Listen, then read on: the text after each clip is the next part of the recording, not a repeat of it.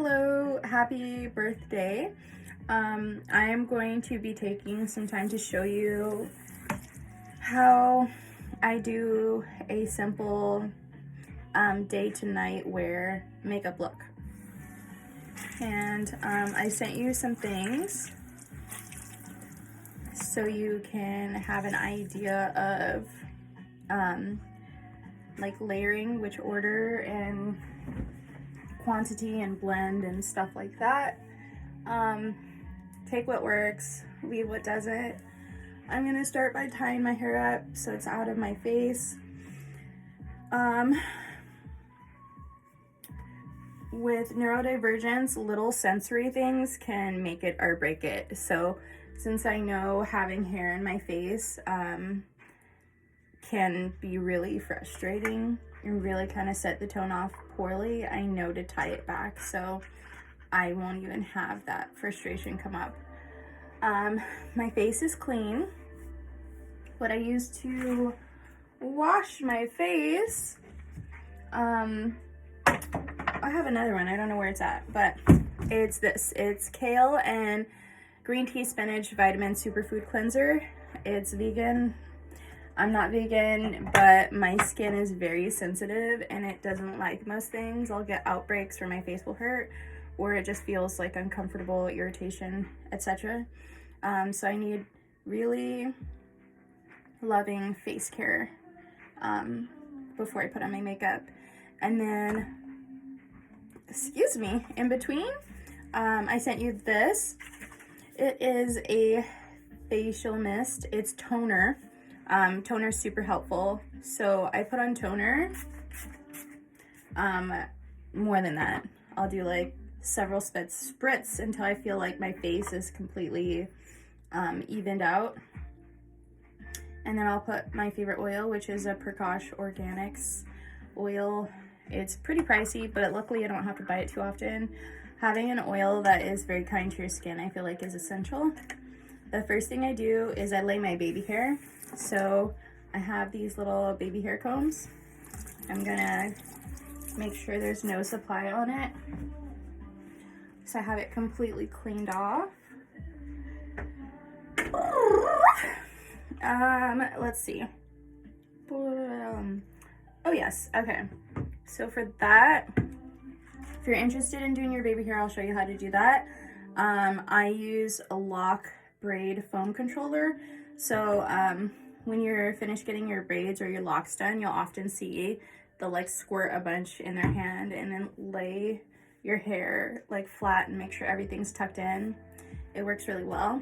And then I use braid gel for my edges, specifically this one, which I can let you know what that one is too. It's my favorite edge control. So I shake up the foam and I just let it rip. As you can see, I like have a routine. It's like, all right. And I massage that in just so all of my edges get nice and hydrated from this.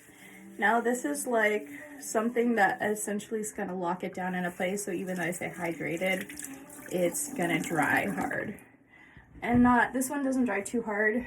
In fact, these two things together help keep your hair somewhat moisturized, but I get a good glop because I put like a lot. I start in the middle because it's the one part that I want to secure and make sure is taken care of first and foremost, because it starts the direction for the rest of my baby hair. So if that starting point is not kept, then it kind of ruins the whole concept through and through in my mind. All right, so I make sure I put a good amount on my sideburns. I actually love having sideburns.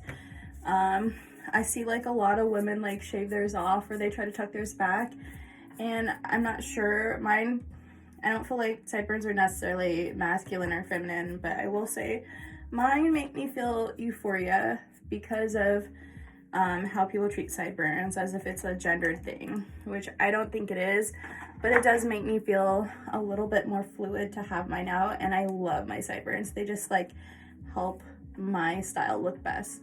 So as I comb out my baby hair, you'll see like the product kind of come off, which is okay. I can always pick it back up and reuse what's on the comb. It's gonna start out looking wacky. I brush it downward and outward so all of it is straight, so that when I give direction to it, it's pre-trained to go in the direction I need it to, and it's kind of flows. So I'm gonna put a little bit back up here and then just kind of dab it through as we go. And it's kind of off my finger now, and I'm just gonna re-guide it through.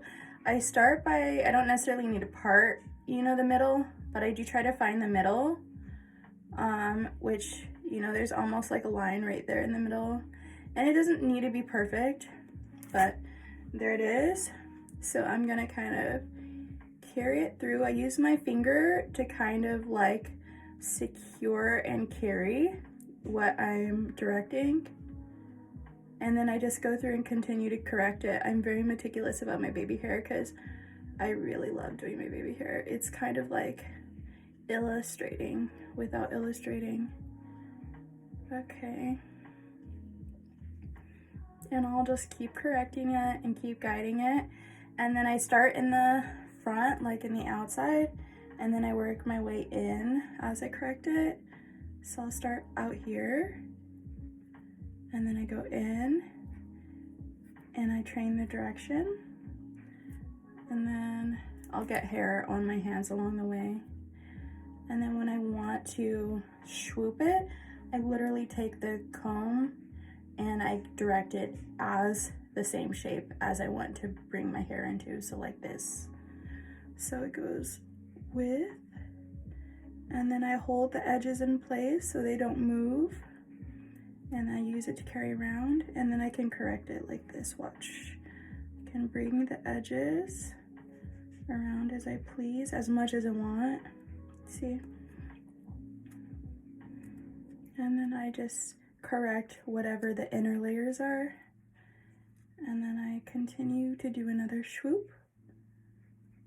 And I want to use my finger to hold the corner of it in place so I could scoop the rest around.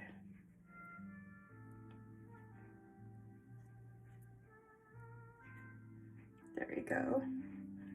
And everyone has like their own way of doing their baby hair. I have a couple different styles I like to do, but one of them is like I just like to go all the way back. Now you don't have to do this, you can continue to connect it.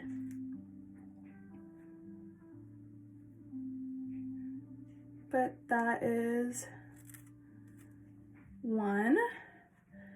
And I kind of like it because I see how people cut their hair, and then when like boys do like fades, sometimes they'll do like little etches in between. And so this is my like take on that, is like having, you know, that etched out, just a little piece, but you can connect it like this. So say this was up here, you can get the swoop and like let it continue to go down and over and have it connected. So this, I'm gonna brush it out, out, out until it's facing the direction that I want it. And I keep my finger up here, of course, to hold the whatever I already worked on in place.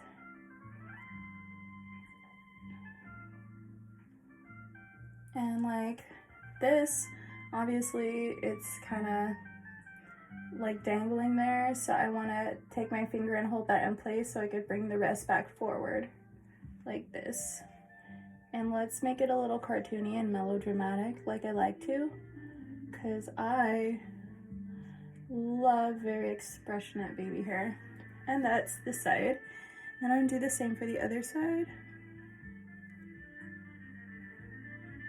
Brush it down or comb it down and out in the direction I want it. Use my finger to press along the way that I go. So as this is combing, I press into place, and I keep doing so until it looks the way I want it. And then I start from the edges and then work my way in closer to my hairline. And I'm just like continuing to correct it.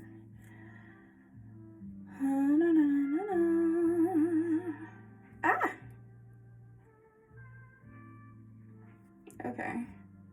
I wonder if if it's better if I break up these videos, because if I do a tutorial, it will be a little bit longer, which is fine. I just want to make sure I get you all the information without it overwhelming. So I'm gonna do that little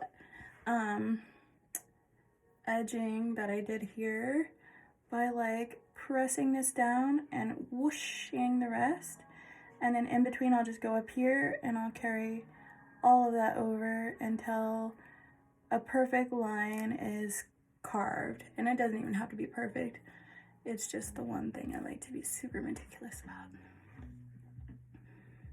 Okay, and then I kind of F it up just so I can make sure to first train all the hairs in the direction that I want, and then I carry it back, right back into place. Nope, get right back there. Okay, and then I can use this to press it. And then when I'm done, if I use a do-rag to tie it down, or just anything to tie it down, it could be like pantyhose or something, it'll lay for the whole day. But if I don't, it might pick up a little bit, but not too much. So anyways, I'm just gonna repeat all the steps on this side, continue to correct it and train it in the area that I want it. So this one goes a little further out. I'm kind of liking this one, how it's laid more down. So then I'm gonna actually retrain this and bring it back down, which is gonna inherently mess it up.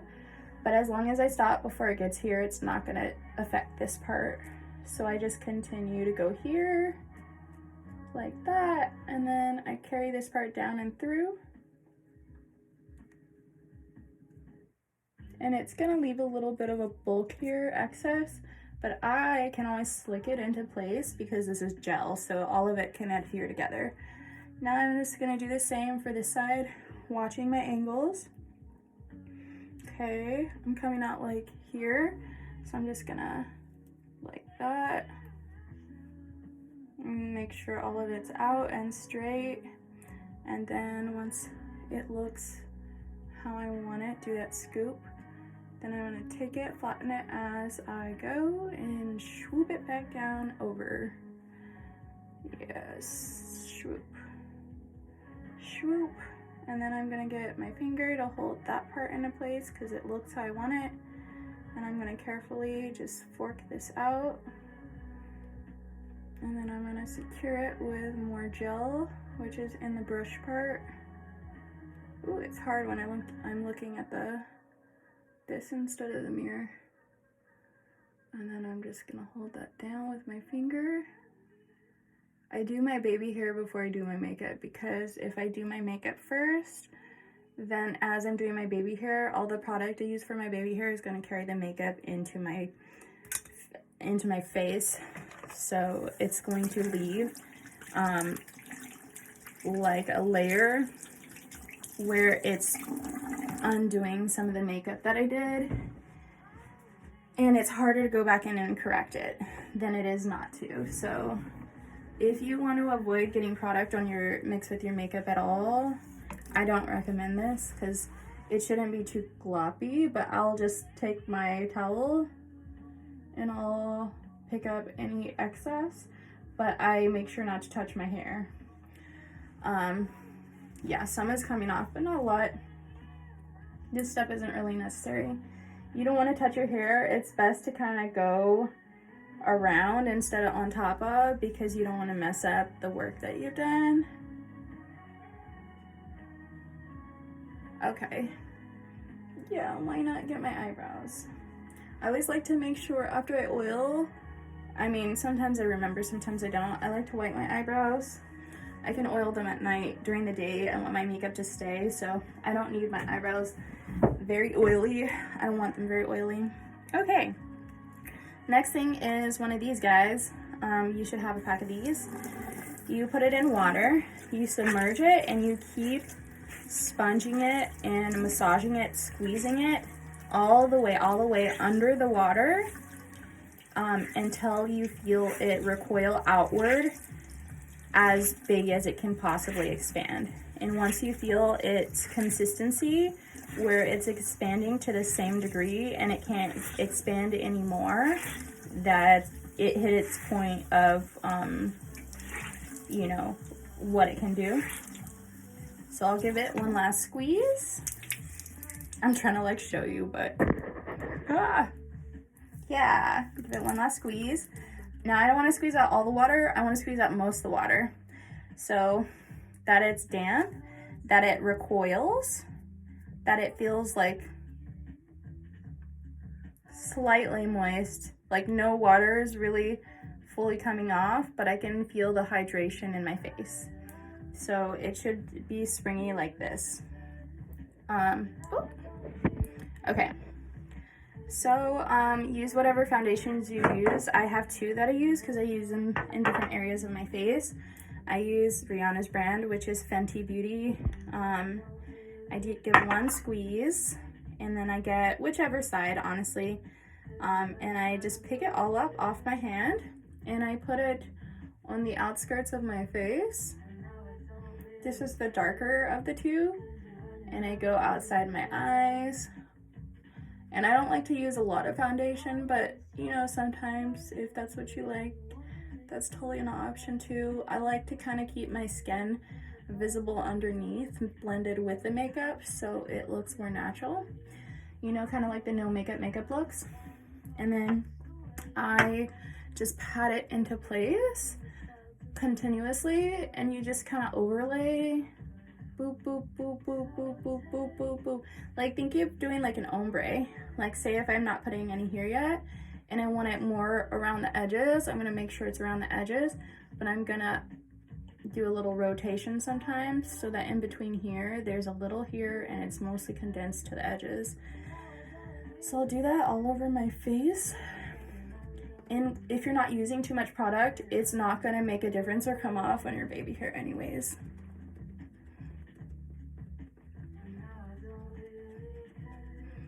Okay, ooh. I get the edges of my eyes.